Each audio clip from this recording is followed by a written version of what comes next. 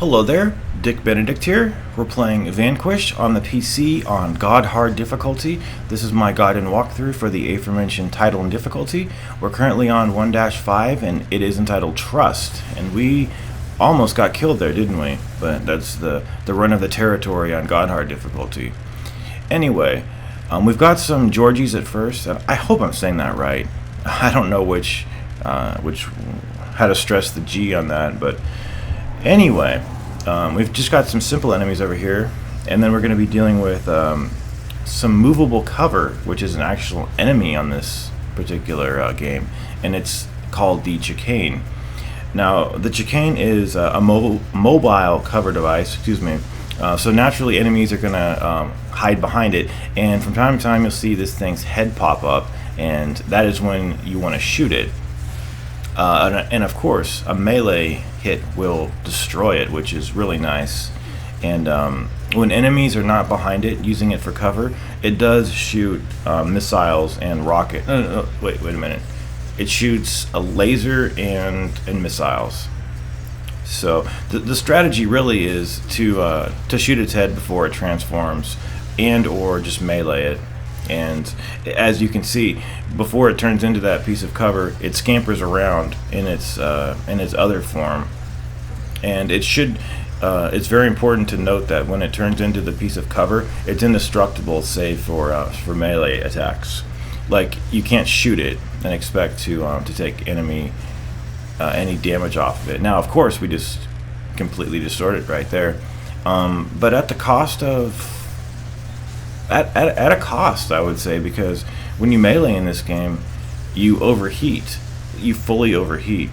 And some may see that as a penalty, some may not see it as a penalty. I kind of don't know. I'm kind of in the camp that it's not really a penalty too much. And I'm kind of influenced by what I read in an interview by Shinji Mikami. I don't know who interviewed him, but he said that in the interview, I don't know exactly what he said, but something to the effect that it was kind of a regrettable thing, like when the dust settled and they had to make it so that you overheated when you meleeed.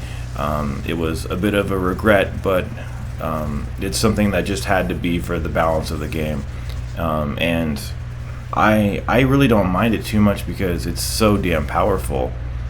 And it's that risk versus reward thing that I don't object to. Not when it deals so damn much damage. And also we've got a tank for a boss over here coming up as well. So I wanted to mention a couple things too about farming for items and also the DLC.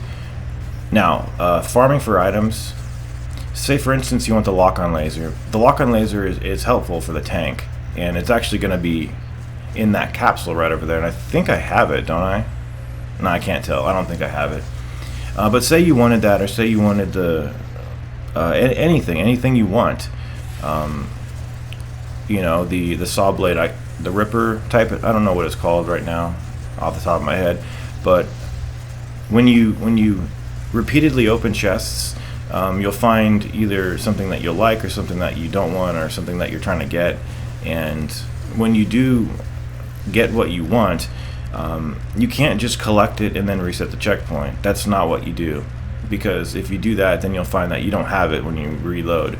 So what you want to do is either get the weapon and then cross a checkpoint, which can be dangerous because you could die, or actually that'll work. That will work, because once you collect the weapon and somebody kills you, that does save it.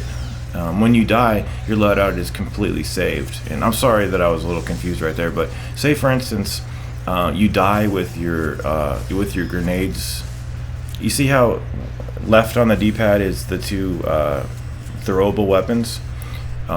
You could actually start with either one of those. So if you want to start with the EMP rather than starting with the grenade, all you have to do is switch to it and allow yourself to get killed or cross a checkpoint.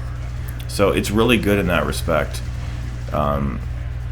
And it's such a headache saver. It's so good. It's such a thoughtful thing to do on the part of the developer. But now we're going to be going through this little alley over here, this little trench, and you've got a whole bunch of these Gorgies over here, and some on the top too. The fallen teammates whom you can give a revive are essentially just item boxes on this difficulty, because you're not going to be getting anything to upgrade or anything like that. Oh, and okay, DLC. I don't object to the DLC. I don't really like the DLC too much.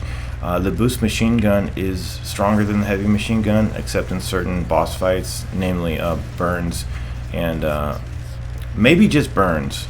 But I know it takes a hit on one of the bosses, and I'll double check which one it is. But there is an instance on one of the bosses where the heavy machine gun is more powerful than the boost machine gun. And the anti-armor pistol, I like it. I really do. It's a good like shotgun type of weapon, and I love the shotgun. Anything that has weight to it in a virtual game, anything that has import, anything that you can feel like it's doing something that's not effeminate like some other games, it's great. And for the last one, the laser cannon, meh. I mean, it's okay. It causes you to overheat. It's very powerful. It has a tremendous amount of range. I might use it for fun. I used it quite a lot when I played the game originally. But what I did originally was I played the game too much like Gears of War, and you can't, guys. You've got to be very aggressive in this game. You can't just sit back and play it like Gears. You might find yourself not winning, because I found myself not winning. So you can play this game very safely while you play it aggressively too, and that's the really good and fair thing about it, and what the well-designed thing about it. Like, you wouldn't think that you can play so aggressively, but when you start to play aggressively and you get good and start to find yourself and to kind of soar with your own skill, you'll find that it's the only way to play. Now, anyway, here's the tank. The tank is multifaceted, I guess you'd say, but when you run up this hill, there's going to be a whole bunch of Georgies coming up, so I'm going to toss some nades and try to kill everybody so that it's just a tank.